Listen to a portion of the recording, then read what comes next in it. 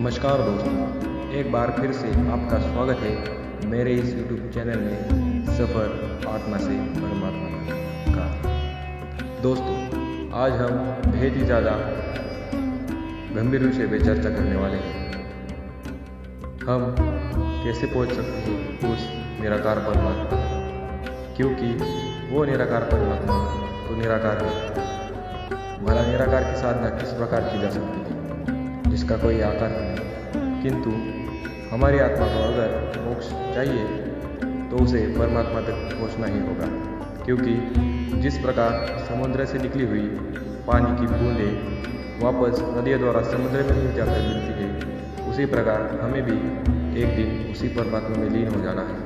क्योंकि परमात्मा के सिवा हमारा कोई अस्तित्व ही नहीं है। जिस प्रकार एक समुद्र बाष्पीभवन के द्वारा उसका पानी आकाश में चला जाता है और वही पानी वापस पहाड़ियों में गिरकर नदी द्वारा वापस समुद्र में जाना है, उसी प्रकार हमारे आत्मा इस मानव रूपी देह को धारण करके पूरा जीवन व्यतीत करने के बाद हमें वापस उसी परमात्मा में जाना है। लेकिन उस परमात्मा तक कैसे पहुंच सकते हैं?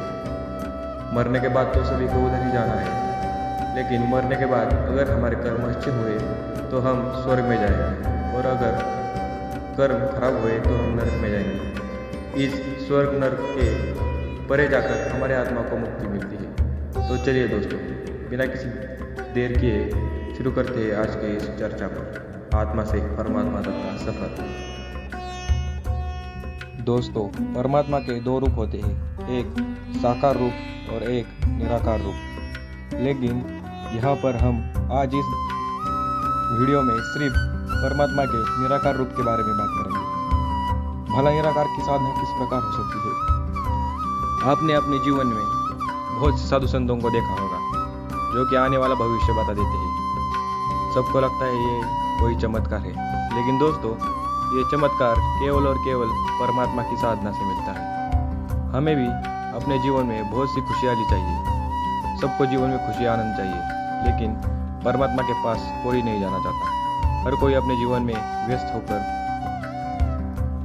रह जाता है, अपने जीवन में संसार रूपी इस रथ को चलाकर खुश हो जाता है। लेकिन कोई परमात्मा के पास जाने की इच्छा नहीं करता, और जो परमात्मा के पास जाता है उसे उनसे परमात्मा से कोई मांगने की जरूरत नहीं पड़ती, वो सब कुछ उन्हें दे देते हैं।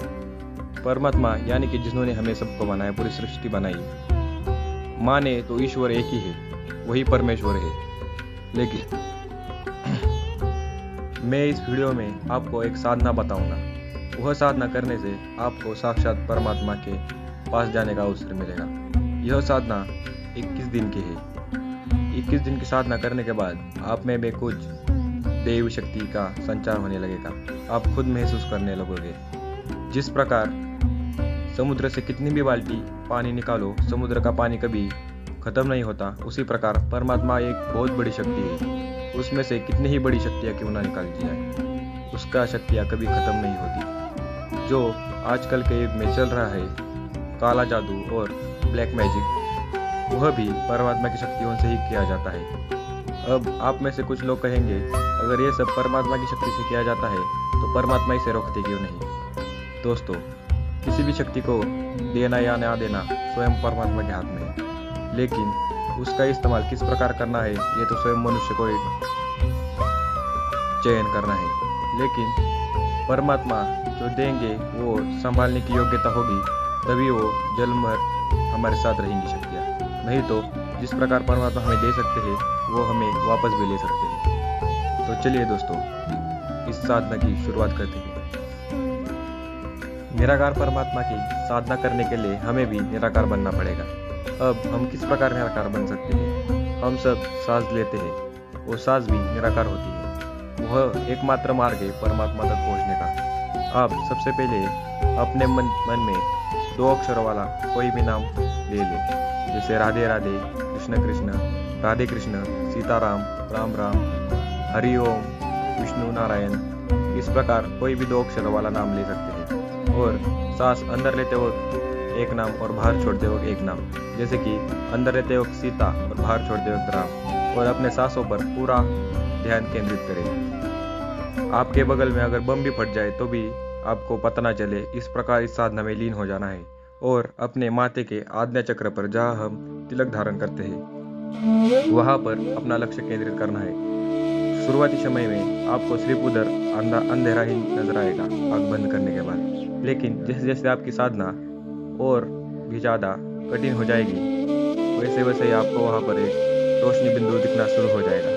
तो समझ जाइए वह रोशनी बिंदु एक परमात्मा की शक्ति है और उसको साधते रहिए। इसी प्रकार 21 दिन तक कीजिए। सुबह ब्रह्म मुहूर्त में आपको ये काम करना है जल्दी उठकर। जिस प्रकार आप यह काम करना शुरू करेंगे आपको शुरुआती समय में कुछ डरावने अनुभव आ सकते हैं, लेकिन उस अनुभव से बचने के लिए सबसे पहले अपना एक गुरु चुनिए। अगर आपके पास गुरु नहीं है तो स्वयं शिव या विष्णु भगवान को अपना गुरु बनाइए और साधना करने से पहले उनसे प्रार्थना करें कि हे भगवान हमारी रक्षा करें और अपने साधना को शुरू करिए। इस संसार में जो कोई भी कलाएं हैं, विद्याएं हैं, सब कुछ अपने सांस पर ही निर्भर होता है। जैसे कोई लड़का अगर भर्ती की तैयारी कर रहा है तो उसे स्टेमिना बढ़ाने के लिए अपने सांसों पर कंट्रोल लाना पड़ता है। कोई अगर योगासन कर रहा है तो उसे सबसे पहले अपने सांसों पर कंट्रोल लाना पड़ता है। सांस को कंट्रोल में लाना पड़ता है। इसी प्रकार भगवान की अगर निराकार परमेश्वर की साधना करनी होगी तो सबसे पहले आपको अपने सांसों को कंट्रोल में लाना है। और जिस वक्त आप अपने सांसों पर पूरा कंट्रोल पा लेंगे उसी वक्त से आपका सफर चालू होगा आत्मा से परमात्मा तक का। ऐसी ही परमात्मा से जुड़ने के लिए हमारे साथ बने रहे और हमारे चैनल को सब्सक्राइब करें और बेल आइकन को ऑल पर जरूर सेट करें।